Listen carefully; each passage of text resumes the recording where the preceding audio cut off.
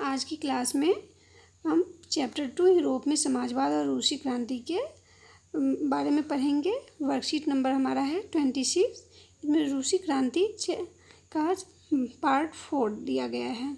इससे पहले पार्ट 3 हमने पढ़ रखा है, जिसमें कि हमने पढ़ा है कि किस तरीके से 1917 की क्रांति का प्रभाव रूस की राजनीति पे पड़ा, वहाँ के सामाजिक और आर्थिक जीवन पे पड़ा, और किस तरीके से प्रथम विश्व युद्ध से रूस को अपने आप को पीछे हटाना पड़ा।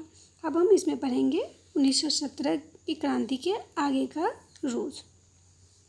इसमें क्या था कि संविधान सभा के चुनाव में बोल्शेविकों को बहुमत नहीं मिला, लेकिन लेनिन के नेतृत्व में संविधान सभा भंग कर दी गई थी और अखिल रूसी सोवियत कांग्रेस को संसद का दर्जा दे दिया गया था, जिसमें बोल्शेविक पार्टी ही एकमात्र राजनीतिक दल के रूप में चुनाव लड़ने की पात्र बन गई।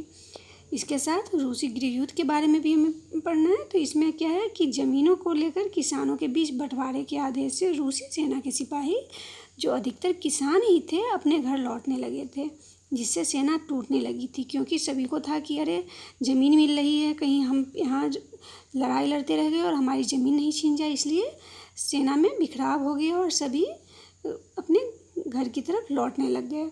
इसी कारण गैर बोल्शेविक समाजवादियों, जिसे कि ग्रीन कहा जा गया, उदारवादियों और राजशाही समर्थकों, जिसे कि व्हाइट कहा गया, जो निजी संपत्ति के समर्थक थे, ने अमेरिका, ब्रिटेन, फ्रांस के समर्थन से बोल्शेविकों, जिसे कि रेड्स कहा गया, के खिलाफ युद्ध छेड़ दिया। पूरे देश में मारकाट मच गई, अराजकता, लूटमार, ये सारी के सारी फैल गए थे। ठीक है, इससे क्या हुआ कि सामूहिक खेती और उद्योगों का राष्ट्रीयकरण बड़े पैमाने पर किया गया। पूरे देश में छोटे किसान और मजदूरों का समर्थन क्रांति को मिलने लग गया। इसके बाद क्रांति के बाद क्या हुआ कि बड़े बड़े निर्णय लिए गए।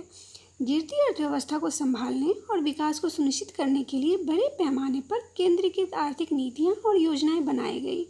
ठीक है, जिनमें कि 5 वर्षीय योजनाएं बनाई गई, जो कि इसमें महत्वपूर्ण नीतियाँ बनाई गई। विरोधियों को सख्ती से कुचल दिया गया और लौह इस्पात, परिवहन, मशीनरी उद्योग पर विशेष ध्यान दिया गया, क्योंकि उन्हें अपने कंट्री को स्ट्रॉन्ग करना था।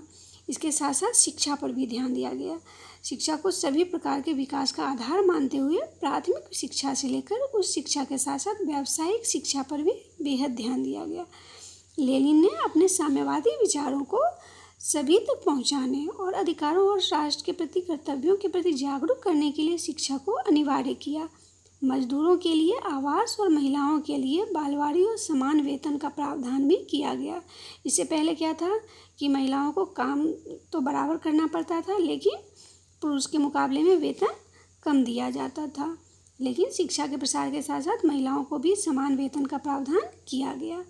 अब लेनिन के बाद का रूस। इसके बाद क्या हुआ कि शासन करने वाले स्टालिन ने और अधिक सख्ती से साम्यवादी विचारों को लागू किया। 1927 के बाद अकाल की स्थिति में नियंत्रित कीमतों के कारण किसानों और सरकार के बीच टकराव हुआ। स्टालिन ने बड़े किसानों, जिसे कि कुलक कहा गया, से ज़मीनें छीन ली और छोटे किसानों से कृषि के आधुनिकीकरण करने के नाम पर ज़मीनें इकट्ठा कर सामूहिक कृषि, जिसे कि कोलखोज कहा गया, इसके रूप में विस्तृत खेती करने का आदेश दिया। लाखों लोग अकाल में मारे गए। 20 लाख से अधिक, कितना 20 लाख, इससे भी अधिक लोग निर्वासन यानी कि साइबेरिया में जेल में भेज दिए गए। रूसी क्रांति का प्रभाव क्या पड़ा? इससे क्या हुआ कि मेहनतकश लोगों द्वारा भी शासन किया जा सकता था। इसका प्रत्यक्ष उदाहरण रूसी क्रांति ने प्रस्तुत किया। सोवियत संघ के द्वारा समाजवाद को पूरे विश्व में मान्यता मिली। अब समाजवाद एक व्यापक उद्देश्य के रूप में स्थापित हो गया। समाजवाद के लिए मार्क्सवाद, लेनिनवाद, स्टालिनवाद ने नए उपायों, तरीकों के लिए मार्ग दिखाया।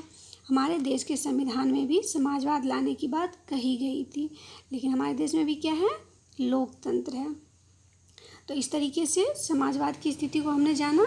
अब हम इसके क्वेश्चन आंसर पे आते हैं कि किस तरीके से रूस में इसका प्रभाव पड़ा। तो आपका पहला क्वेश्चन है कि रूसी क्रांति के बाद रूस में गृह युद्ध होने के क्या कारण थे।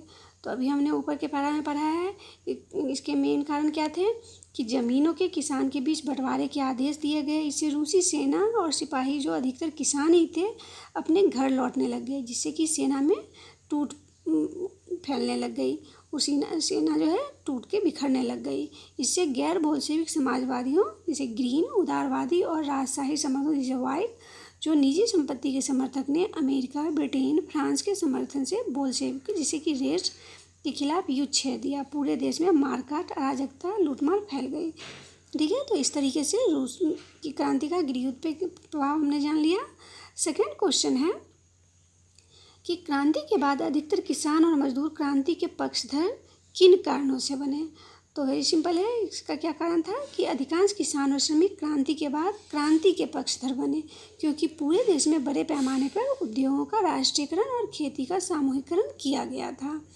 पर नेक्स्ट क्वेश्चन है कि अक्टूबर क्रांति के बाद लेनिन ने समाजवादी समाज की सफलता के लिए कौन कौन से उपाय किए। तो अभी हमने पढ़ा है कि लेनिन ने महसूस किया कि जिन लोगों ने उन्हें अंतरिम सरकार को उखाड़ फेंकने में मदद की थी वे ज़्यादातर गरीब थे। ठीक है, क्या थे? गरीब थे और अपनी शिक्षा का खर्च नहीं उठा सकते थे। वह विशेष रूप से वयस्कों के लिए मुफ्त शिक्षा प्रदान करने के लिए तैयार हुआ। अतीत में शिक्षा बड़प्पन और मध्यम वर्ग के कुछ सदस्यों के लिए आरक्षित थी। उन्होंने महसूस किया कि वयस्कों को पढ़ने और लिखने में सक्षम होने से इनकार कर दिया गया था, लेकिन लेनिन ने श्रमिकों के लिए शाम की कक्षाएं शुरू की। इस शिक्षा में साम्यवाद पर एक मजबूत घटक स्थापित किया, जिससे कि मजदूर के लिए आवास और महिलाओं के लिए बालवाड़ी प्रदान की गई और समान वेतन का प्रावधान भी किया गया।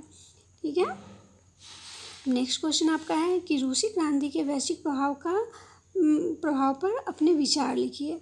तो इस रूसी क्रांति का क्या वैश्विक प्रभाव पड़ा? इसमें हमने देखा कि साम्यवादी आंदोलन का विश्व भर में प्रसार प्रारंभ हुआ, जिसने कि पूंजीवादी विश्व के समक्ष भय का संचार किया। हालांकि साम्यवाद अधिक स्थायी नहीं रहा, क्योंकि विश्व में यदि इसका कहीं अस्तित्व रहा तो वह रूसी क्रांति, जो कि 20वीं शताब्दी की एक प्रमुख घटना थी जिसने इसे मूर्त रूप दिया था, तो वहीं पे हुआ। ज़्यादातर इसका फैलाव रूस में ही हुआ। यह आर्थिक और सरकारी प्रतिष्ठानों के मॉडल के संदर्भ में आमूलचूल परिवर्तन की स्थिति थी। इसे कमज़ोर वर्गों के लिए अधिक समतावादी शासन के रूप में देखा गया। इसने न केवल रूस में बल्कि विश्व के विभिन्न देशों में साम्राज्यवाद विरोधी भावनाओं, औपनिवेशीकरण और समाजवादी संक्रमण को भी बढ़ावा दिया। ये पूरे विश्व में फैला था। हमने देखा कि ये हमारे देश भारत में भी इसका काफ़ी प्रचार प्रसार हुआ, लेकिन ये यहाँ पे ज़्यादा नहीं फैल पाया और ये रूस, चाइना, इन सब जगहों पे फैल करके रह गया। तो इस तरीके से रूसी क्रांति का वैश्विक प्रभाव हम लिख सकते हैं। ठीक है, तो ये सारे क्वेश्चन आंसर आप सभी कीजिएगा और वर्कशीट टाइम से सबमिट करेंगे। Okay, thank you.